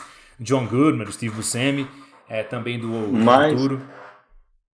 Mas eu gostaria só de trazer o que talvez seja um hot take. Eu acho, com todas as minhas forças, assim, eu gosto pra caralho do Big Lebowski, mas não é nem de longe meu filme favorito dos irmãos Coen, né? Pelo No Country for Old Men, que eu sou fascinado com esse filme. Mas eu acho que o John Goodman e o Jeff Bridges, talvez principalmente o John Goodman, deveriam ter sido indicados no ano de 98. Quem foram os indicados da 98? Isso é um bom ponto a levantar. Teríamos que ver, mas eu acho que assim, eu acho que os dois mereceriam facilmente. Esse foi o ano do Simple Plan, não foi? Foi o ano do Simple Plan. A gente já levantou isso em algum episódio, a gente não lembra, hein? Isso é exatamente sinal de idade aí. Sinal de idade. E assim, eu entendo essa falta de conexão com de novo, é o tom. Às vezes quando o filme enfim, acho que o Edgar Wright sabe fazer isso, mas um humor nível Michael Bay, que não conversa com nenhum de nós dois, na verdade, né, não me faz rir nem um pouco, seja uma comédia de ação. Lucas, porque eu rio muito em Fargo, por exemplo. E são os mesmos princípios dentro, só que uma pequena mudança de visão, né? Porque acaba que no Big Lebowski é uma jornada tipo de uma comédia mais situacional, né? Do personagem estar deslocado no mundo, mas no Fargo, alternativamente, parece que o mundo está deslocado em relação à normalidade, sabe? É tipo um mundo, assim, levemente, assim, 2 graus para alguns de fora de alguns dos eixos, e causa uma idiosincrasia interessante. Então acaba que, para mim, os irmãos Coen são diretores que têm um high floor, mas um low ceiling, na minha perspectiva de apreciação, porque é difícil odiar um filme dos irmãos Coen, mas é muito raro também que eu ame um filme dos irmãos Coen. Eu gosto de vários, a enorme maioria deles está entre 3 e 4 para mim. Eu acho que a exceção que comprova a regra é justamente do Oh Brother, Where Art Thou, salvo engano. Então acaba que, igual eu falei, Big Lebowski, cinematografia do Roger Deakins, atuações muito legais, diretores que são altamente competentes, mas eu acho que os irmãos Coen, eles, quando conversam demais dentro do niilismo, eles desconversam comigo, que é justamente o que eu gosto no Denis Villeneuve, né? Que ele traz perguntas niilistas com respostas românticas. Eu acho que é uma maneira poética de se trazer. Os irmãos Coen eles começam com a pergunta niilista e eles terminam com uma resposta completamente cética. Então acaba que o que o Michael Bay gostaria de fazer nos seus filmes e não consegue, né? Que é um questionamento em relação à sociedade como um todo. Aí no final das contas o Michael Bay faz um caminhão de... Enfim, a gente não precisa chegar nesse ponto de ser rude aqui nesse podcast, né? Mas eu queria saber, Lucas, enquanto a gente está nesse ponto de odiar diretores que são claramente excepcionais, que é o seu desdém por um clássico moderno, aí, que eu diria que é um dos melhores filmes do século XXI, aqui um filme que tem participação de atores fantásticos, que é um filme estrelado por Tom Cruise e Jamie Foxx, chamado Colateral, que é um dos grandes papéis do Tom Cruise fora da sua alçada tradicional. Por que você não gostou do Tom Cruise como vilão, cara? Aí é que tá. O Colateral, eu acho que você pegou meio que Você atingiu meu calcanhar de Aquiles nesse caso, porque o Colateral é um filme que eu fui assistir há, sei lá, 5 anos atrás, então eu já tinha uma bagagem muito menor que eu tenho hoje. Então eu fui assistir ele com O uma. Lucas, pra quem não sabe, tem 17 anos, então eu tinha 12, não mentira. Mas eu fui assistir ele, enfim, mais novo, e eu fui com a expectativa muito diferente, e mesmo assim, o filme, a nota que eu dei pro filme é 3,5, ou seja, é um filme bacana pra mim, mas não é um filme que conseguiu chegar a 4. Pensa, e no momento, no caso. Mas é interessante você ter trazido o Colateral, porque o Colateral com certeza é um dos filmes que quando eu rever, eu vou gostar mais dele, porque à medida que eu fui pensando, escutando opiniões que me fizeram basicamente abrir o leque de qualidades do Colateral, eu fui gostando mais e mais da minha cabeça. Sabe aquele filme que tipo assim, tá carregando a barrinha, na hora que você assistir a próxima vez, você dá uma nota maior pra ele? O Colateral é esse filme pra mim. Interessante. Então, vamos trazer outros filmes aqui que eu discordei de você para ver se você tem essa In- opinião. Inclusive, Ponto I. inclusive, só fazendo um adendo, da mesma forma que você enfim, trouxe uma nova perspectiva sobre o Baby Driver, que é basicamente um musical de ação, e que eu acho que isso vai me ajudar ainda a gostar mais, porque eu gostei, mas gostar ainda mais do filme nas próximas vezes. O Big Lebowski, eu escutei isso e meio que deu um estalo e falei assim, é isso. Eu não comecei a gostar a partir daí, mas contextualizou em um jeito que é mais fácil de explicar e meio que falar assim, exatamente isso que os irmãos Coen aparentemente estavam tentando fazer, porque eu não tô dentro da cabeça deles, né?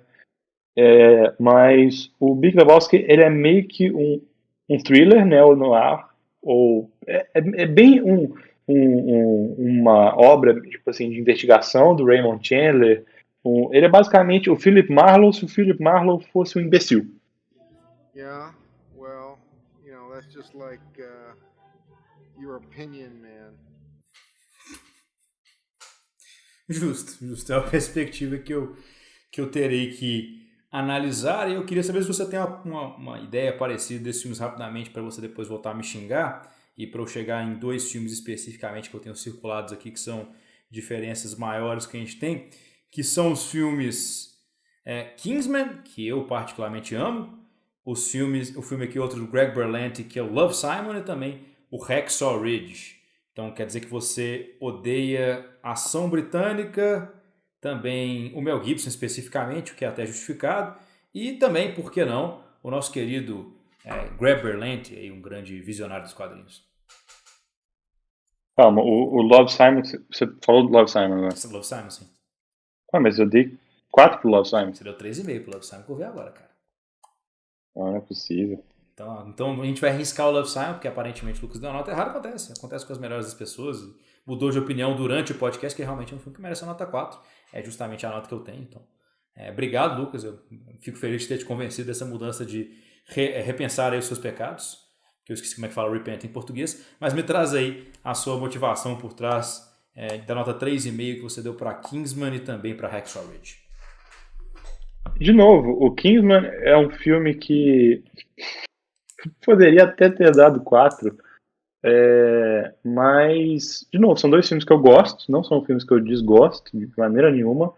O Kingsman funciona muito bem e cumpre melhor a função desse, por isso que eu acho que tem alguns filmes que a gente fica indo e voltando, né? Tipo assim, você pensa nos aspectos dele e fala assim, putz, esse filme é isso. E depois você pensa e fala assim, não sei, será que eu devia mudar?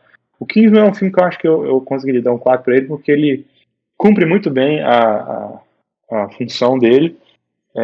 Tem uma cena, né, uma cena mais bacana de ação, faz o Colin Firth virar um badass, mas eu acho que a minha divergência sua em relação ao Hacksaw Ridge, eu gosto do Hacksaw Ridge também, porém eu acho que o Hacksaw Ridge ele é um pouco, por mais que seja uma história muito bacana, o Andrew Garfield estava muito bem, eu não vi ele como um filme tipo, puta foda, esse filme tinha que concorrer ao Oscar e tal, por isso a nota 3,5. É um filme bacana, mas não chega a ser um 4, ou muito menos um 4,5 pra mim, porque eu acho ele meio que, talvez, martelado seria demais, assim.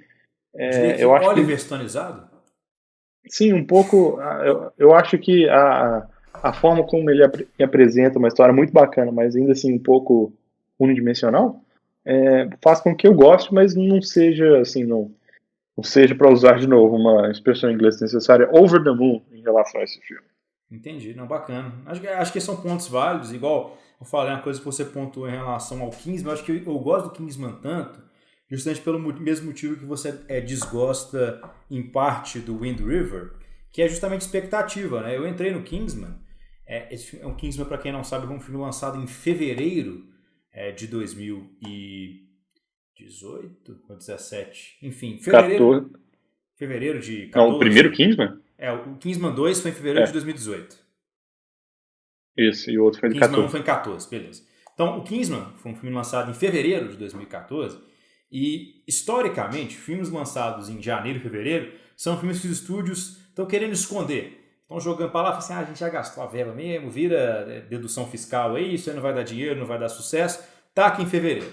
Acaba que mudou nos últimos anos, até por conta de filmes como Kingsman, e aí a gente começou a ter filmes como Corra, Us, etc e tal. Mas aí o Kingsman de 2018 faz muito mais jus a esse rating em fevereiro, digamos assim, do que o original. Porque o original, eu entrei com expectativa nenhuma, eu acho que eu estava indo ver outro filme, ou talvez eu tenha convencido a Camila a ver Kingsman ao invés de outra coisa, porque eu tinha odiado o trailer de Kingsman.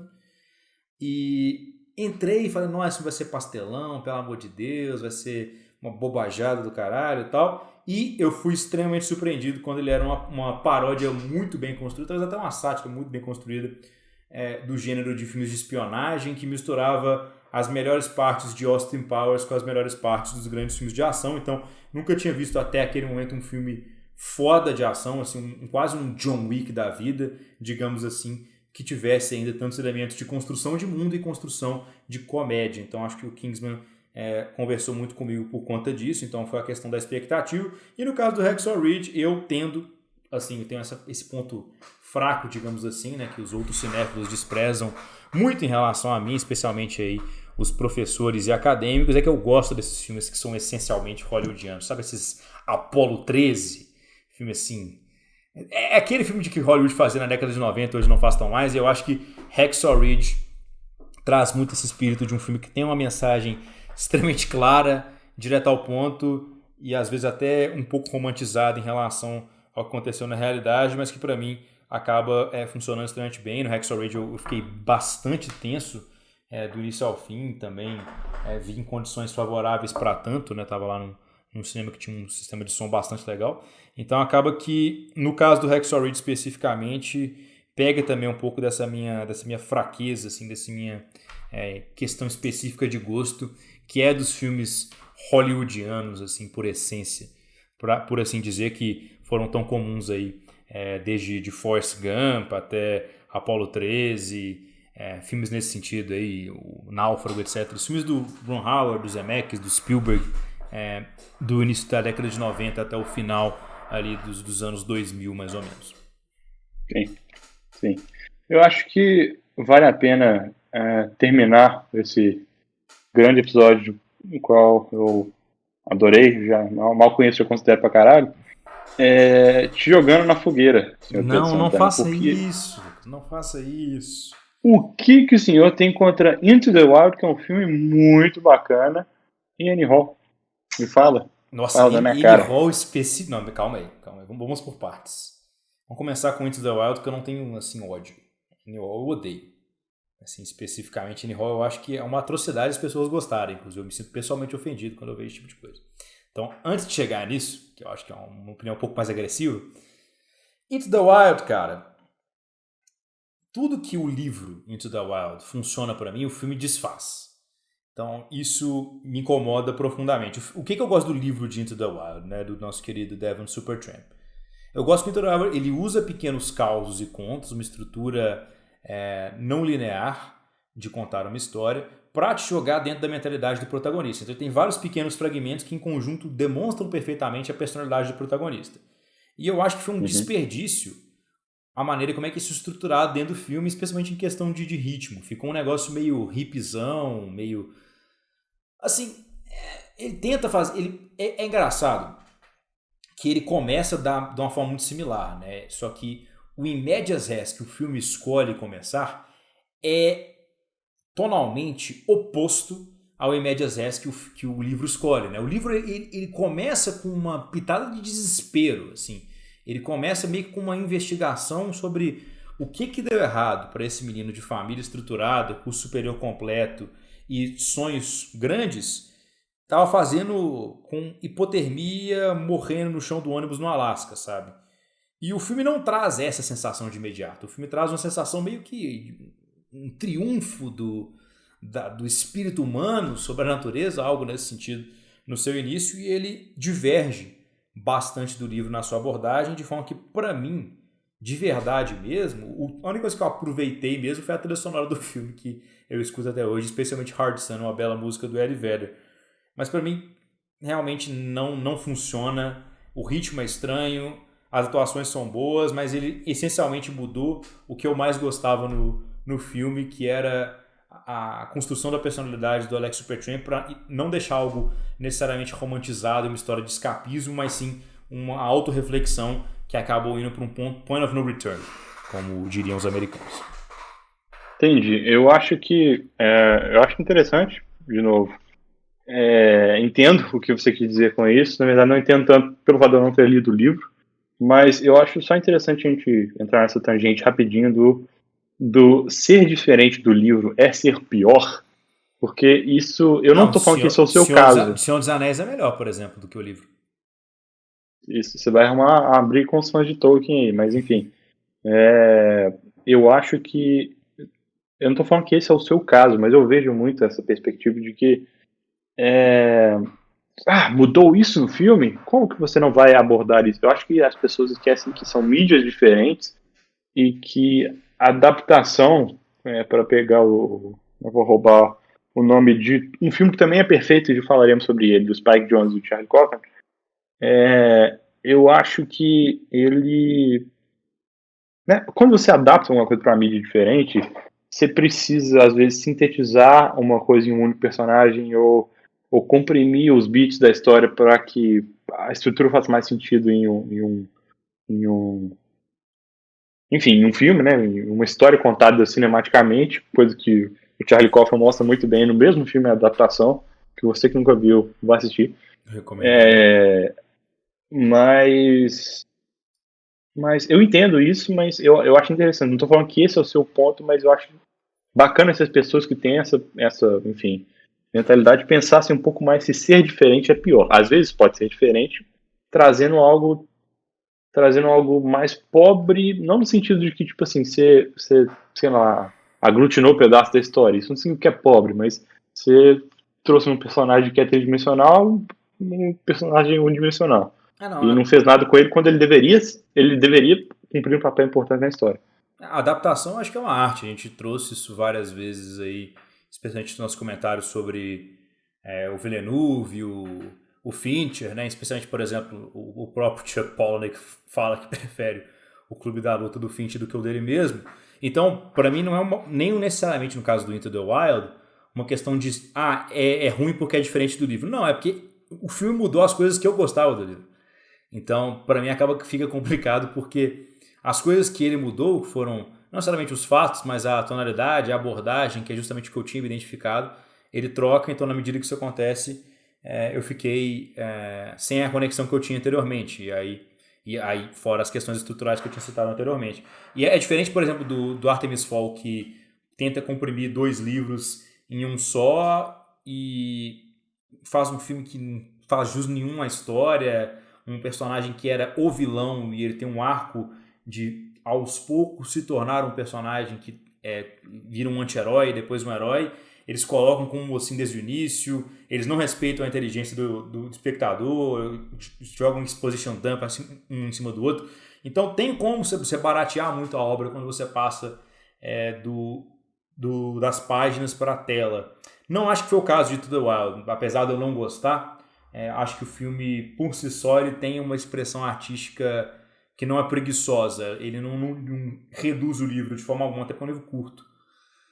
E não dá um Peter Jackson que também alonga um livro de 170 páginas para 9 horas.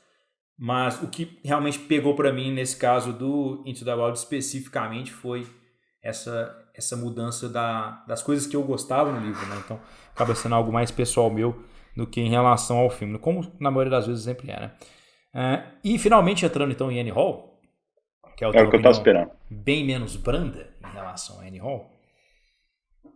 Cara, então... Até tá se acomodando melhor na cadeira pra deixar o ódio fluir, como diria o imperador. Let the hate flow through. Do it. Então, por que Annie Hall é horroroso? Vou trazer para vocês. Porque Annie Hall, ele é, para usar um termo altamente chulo, uma punhetagem estilística do Woody Allen. Eu acho que ele é um exemplo do Woody Allen se sentindo muito inteligente, muito espertão, e fazendo um filme que aborda várias técnicas diferentes de roteiro, de filmagem, de execução, para trazer uma história que é extremamente pedestre. Então, ao invés de focar o esforço dele em contar uma história legal, ele está tentando pegar uma história que é blé e trazer uma roupagem legal. O que por si só não acho que é um demérito, acho que tem gente que faz isso muito bem, inclusive o próprio Woody Allen em outros filmes traz isso. Agora, Annie Hall especificamente é chato. É chato, é pretensioso, é chato. Assim, eu não tô nem aí que o Woody Allen quebra a quarta... Foda-se, eu não ligo que ele quebra a conexão com a quarta parede, ou que ele do nada tem uma sessão de 3 minutos que é animação, ou que... Sabe, pra mim acaba que no final das contas, o personagem que o Woody Allen faz é chato, ele é irritante, não tem conexão nenhuma com o romance dos personagens, pra mim os dois que se explodam. Os dois são tóxicos um pro outro e eles percebem isso rapidamente. Então acaba que é um exercício em futilidade, para roubar uma expressão que é essencialmente americana, em tentar convencer o espectador que o filme é algo que ele não é. Que é algo que, por exemplo, o Woody Allen não faz em Match Point, outro filme que eu gosto muito do Woody Allen, ou até mesmo em Café Society, que é outro filme que eu gosto bastante do Woody Allen, que talvez seja uma opinião ainda mais polêmica. É isso aí, Brasil. É isso aí. Mas, hoje não pode. Hoje vocês viram um homem falar mal de Annie Hall e vir falar bem de Café Society. Continue, por favor. Isso que aconteceu. Porque, cara, Café Society, apesar de não ser, tipo assim, nossa, uma obra-prima, até porque eu dei 6 ponto alguma coisa, 6.8, acredito. Ele é um filme que, pra mim, é mais honesto em relação às suas pretensões. Assim, ele sabe das suas limitações, ele é mais self-aware. Eu acho que pro Woody Allen, de vez em quando, falta self-awareness. Ele, como diz meu amigo Gilberto, de vez em quando ele se perde no personagem. E aí, quando ele é o personagem principal do filme, isso é complicado. Entendi. Bom, eu acho que, diante de toda essa opinião tão acalorada, eu não vou nem tentar mudar a sua cabeça. Eu vou só falar que foi muito interessante ver todos me passe esses... a sua opinião de Annie Hall, Lucas, pra gente ter um contraponto aí, balanceado e razoável em relação a Annie Hall. A minha opinião sobre Annie Hall é que eu tenho que rever, porque eu assisti e gostei muito, só que, de novo, né, foi um momento em que eu não tinha tanta bagagem para entender todas as punhetadas que o Woody Allen usou durante o filme. Mas eu tenho quase certeza que esse é um filme que eu vou continuar gostando quando eu rever. Você gosta de filmes do modernismo? Se sim, você vai gostar de Annie Hall. Você gostar de Truffaut, Godard, neorrealismo italiano. Se você gostar dos filmes da década de 70 do Martin Scorsese e você gostar do estilo de escrita do Woody Allen, não tem por que você não gostar de Annie Hall, não. Então é isso aí, provavelmente eu vou gostar mesmo. A não ser que você ache, enfim, no final das... A não ser que você ache, como eu, que é um filme que é estilo sobre substância e é extremamente pretensioso. Que é possível, mas talvez pouco provável pela sua experiência anterior. Veremos, eu trarei um Drops quando eu reassistir Annie Hall. Mas, de novo, eu acho bacana a gente trazer agora na contracapa do nosso podcast, encerrando esse assunto. De novo, não importa o que falta na internet, acho que é um pouco disso. Notas são só a percepção de como a gente se conectou com o filme. E, enfim, se você não viu os filmes nos quais a gente comentou aqui, eu acho que todos merecem ser vistos, na verdade. Inclusive os que a gente falou mal, para você justamente Se Talvez relembrar em de... especial os que a gente falou mal. Exato, exatamente. Para você vir aqui xingar e dar engajamento pra gente, mas também para você perceber que números são opiniões altamente subjetivas, porque afinal de contas são opiniões, né? E opiniões são justamente isso. Mas é isso. Você teria mais algo a acrescentar? Só um papo aqui do tio Pessan para você, telespectador e web espectador. Se você ficou ofendido por alguma coisa que a gente falou aqui, o problema é seu, porque isso demonstra só uma falta de maturidade de você, de entender que o cinema, no final das contas, é uma arte e a arte é algo subjetivo, assim como todo julgamento que a gente fala sobre ela. Então, brincadeiras à parte, cada um vai ter sua opinião e é opinião, claro, de todo mundo nunca vai ser 100% convergente, afinal, isso é parte da graça, né? Qual graça teria de todo mundo gostar dos mesmos filmes, das mesmas coisas? A gente não teria nenhum tipo de debate, nenhum tipo de acréscimo, porque às vezes vale a pena eu ver Annie Hall para entender justamente o que eu não gosto e trazer isso como um ponto de referência para filmes futuros e ter essas curiosidades. E às vezes eu gostar de um mesmo filme, de um filme próximo, assim, de um paralelo de um mesmo diretor, com os mesmos atores, e não gostar de outro, né? Faz realmente parte, é parte da graça, e eu acho que no final das contas o que importa é o que você gosta. Então, se você gosta do podcast ou não, o importante é você gostar do filme que você gosta. Se você gosta de Annie Hall, não tem problema nenhum. Se você gosta de Artemis Fowl, tudo bem, a gente já tem um problema um pouco mais severo, mas mesmo você pode gostar de Artemis Fowl, tá permitido também, assim, sem sacanagem nenhuma. Eu acho importante a gente lembrar, na verdade, às vezes eu me pego falando assim, putz, como assim não gostou e tal? Eu acho importante todas as pessoas que se sentem incomodadas com a nota, ou enfim, com a opinião subjetiva de outra pessoa em relação a qualquer obra de arte, lembrar do seguinte: use isso como um mantra pro resto da sua vida. Toda vez que você fica indignado com a perspectiva de outra pessoa sobre uma obra de arte, repita para você mesmo em voz alta, para, enfim, reiterar bastante. Stanley Kubrick não gostou de O Mágico de Oz e gostou de Homens Brancos Sabem Enterrar. E vai repetindo isso até isso introjetar, né, no seu ser. Acho que deixar um bom closing statement, só trazer um último hot take para fazer jus ao Fogo Contra Fogo. Entre os filmes da franquia Star Wars, o top 3 é formado por 2 filmes da nova trilogia. Então, ficamos aí com essa informação aí em relação a The Force Awakens e The Last Jedi, que, pelo amor de Deus, Ascensão Skywalker é uma tragédia em relação aos filmes. Então é isso. Como sempre, eu sou o Pedro Santana, o dono da verdade em relação às minhas opiniões. Ele é Lucas Ribeiro, o dono da verdade em relação às opiniões dele. Mas, na verdade, o que vale a pena sempre é você ter a sua opinião após assistir os filmes, que a gente cita sempre aqui no Sétimo Sentido. Grande abraço, galera. E o Pedro deu 3,5 para Ascensão Skywalker. It was at this moment that he knew. He fucked up.